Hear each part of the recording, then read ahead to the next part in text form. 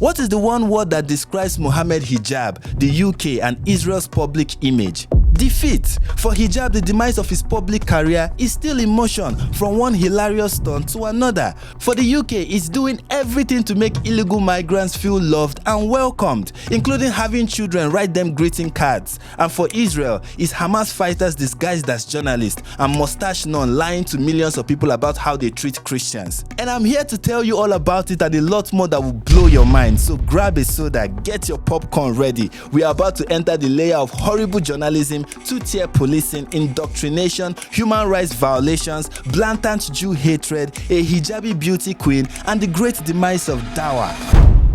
The best channel on YouTube. Mohammed Hijab has found himself in yet another controversy. This time he was spotted at a beach next to a bottle of brandy. Hijab, I thought Muslims aren't supposed to drink alcohol. But then he's named after a prophet who told his followers they can only marry 4 wives. But then he went ahead and married 9 wives. He was a notorious caravan robber, a renowned unrepentant thief. But if you steal a rope from him, he's going to cut off your hands. A man who claimed that Jews and Christians worship their monks and rabbis. Why? Because they obey and listen to them. Yet, he told his followers that they aren't true Muslims until they fully submit to him in everything. So Mohammed Hijab is just following the footsteps of the most excellent model for all true Muslims.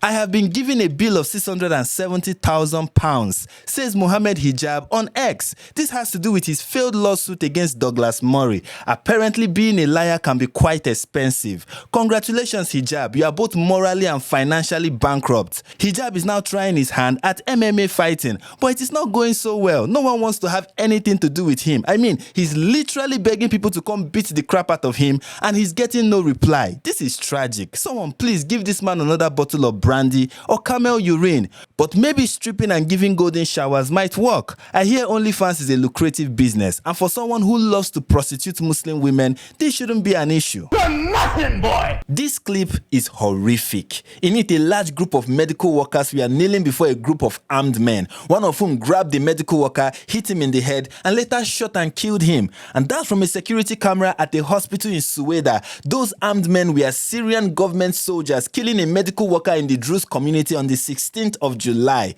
This was at the height of clashes between the militia of the Druze community and gunmen in support of the Al-Shara regime, a conflict that featured Druze men being shaved and humiliated. It also featured reports of massacres in a hospital said to be carried out by the Syrian government soldiers in a regime led by a former Al-Qaeda fighter turned champion of peace and progress. He's receiving warm welcomes from France, Turkey, Saudi Arabia, the UAE, and the United States, while the professional protesters, always on Western streets, are yet to say something about this. I wish I was more educated. I'm not either. Another journalist in Gaza working for Al Jazeera bites the dust, and the mainstream media is all over his caucus like the vultures that they really are. Apparently, he was one of the last remaining voices from within Gaza, providing the world with unfiltered, on-the-ground coverage of the devastating realities endured by its people. And killing this one of the bravest journalists in Gaza along with his colleagues was an attempt by the IDF to silence voices ahead of the occupation of Gaza.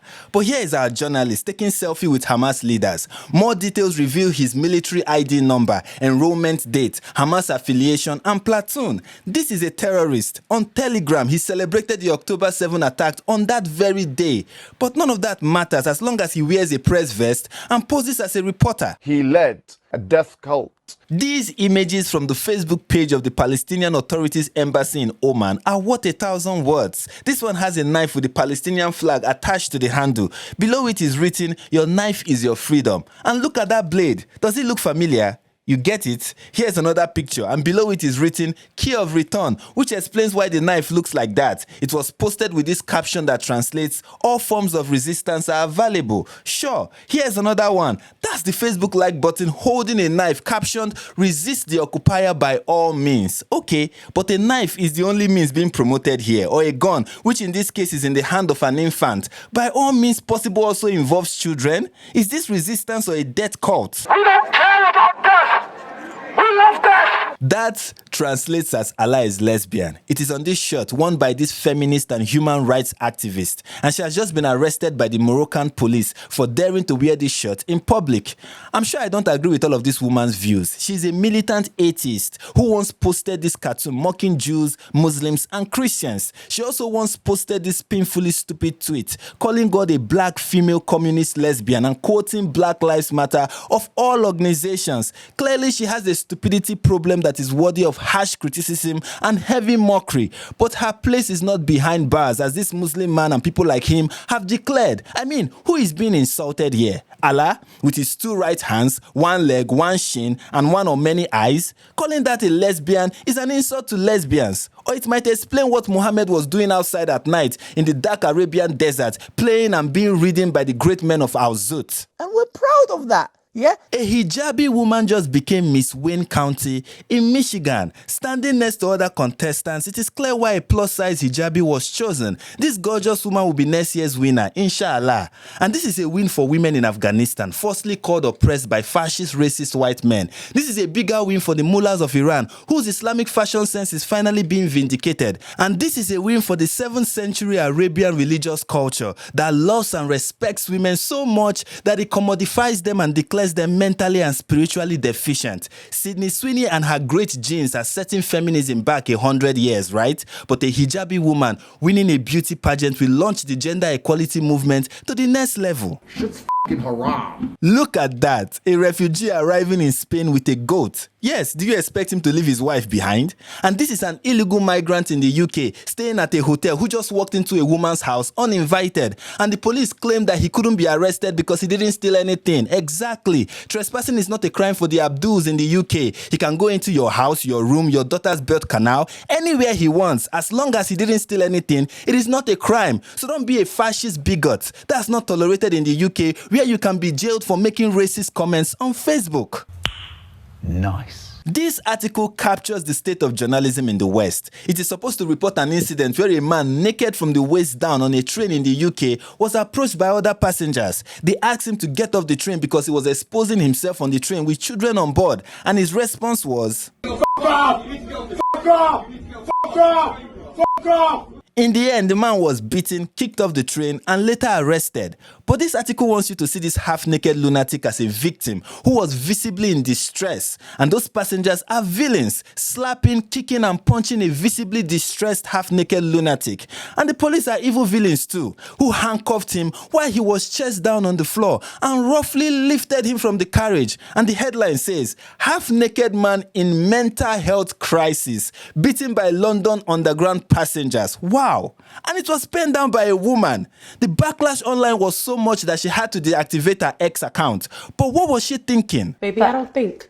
What is that? That's ghetto. I don't think. Hundreds of children as young as 5 in schools across the UK made Valentine's Day card last year for refugees. This card had political messages like, "I love refugee rights, stop the Rwanda scheme, more refugee rights are needed." One poetic card read, "Roses are red, violets are blue, refugees are people just like me and you." Wow, so beautiful. Abdul from Tunisia will think about that the next time he goes on a stabbing spree. The School of Sanctuary is behind this scheme, an NGO promoting compassion, tolerance, and respect. It seeks to embed concepts of welcome, safety, and inclusion in schools, colleges, and the wider community, turning little children across 1,200 schools into leftist morons before they even learn to read. They claim this initiative was harmless, non-political, and worthy of celebration. Hooray! So why did they lock their ex account as soon as their compassionate act made the news? See, now that's some bullshit.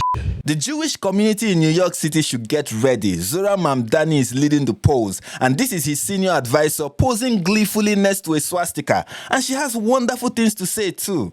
In my opinion, on an issue like Palestine, you got to choose the side of the oppressed. And if you're on the side of the oppressor, or you're defending the oppressor, or you're actually trying to humanize the oppressor, then that's a problem, sisters and brothers, and we got to be able to say that is not the position of the Muslim American community. Yes, dehumanize them like Quran 98 verse 6 that calls them the worst of creatures, or Quran 5 verse 60 that says their ancestors were turned into apes and pigs, or Surah Al-Fatiha, your 19 times a day prayer recitation, where you call on Allah not to make you become as those whom He has cursed. And your commentaries tells us that He refers to the Jews. That's what your religion is all about, dehumanizing Jews since the 7th century. You really should be ashamed of yourself, but you should be humiliated. Look at that. Apparently, Israeli settlers are setting fire to the last Christian town in the West Bank. They are armed with leaf blowers, blazing a Christian sacred site. But this is that sacred site, still standing, not burnt. What about this picture? That's a field close to the site. The Jews with the leaf blowers, are they fanning the flames or putting it out? Their cattle graze here, so what's the point of burning the food for their livestock? I don't know, but there seems to be more to this story than the media and the Palestinians are telling. We have shown you every scrap and bit and shred of evidence that we could find, and we want you now to decide. Was this an act of supposed settler violence or something far different? And is settler violence an actual problem? Is it a real thing? This is the latest guest in Tucker Carlson's media campaign against Israel, and her ridiculous conspiracy theories make Candace Owens sound like Albert Einstein. From the river to the sea. Where did that statement come from? Look at the charter of Likud, the party of Netanyahu.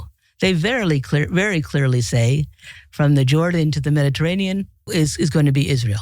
Really from the Nile to the Euphrates. So it's not from the Jordan River to the Mediterranean Sea, but from the Nile River to the Euphrates River. So from the river to the river. And her source is the Likud Party's charter. Here's their charter from 1977. It says, between the sea and the Jordan, there will only be Israeli sovereignty. Nowhere does it mention the Nile or the Euphrates. But that's just the tip of the iceberg of the egregious lies told by this mustache nun, who for the most part was glorifying Hamas. When you talk about resistance, this all started with Hamas. So for the most part, I would say they're a resistance move. They're simply people fighting for their people. I will expose the rest of her demonic lies in my next week's video. Subscribe so you don't miss it when I destroy this woman harder than Ben Shapiro could ever do to a leftist. Okay, she's an idiot.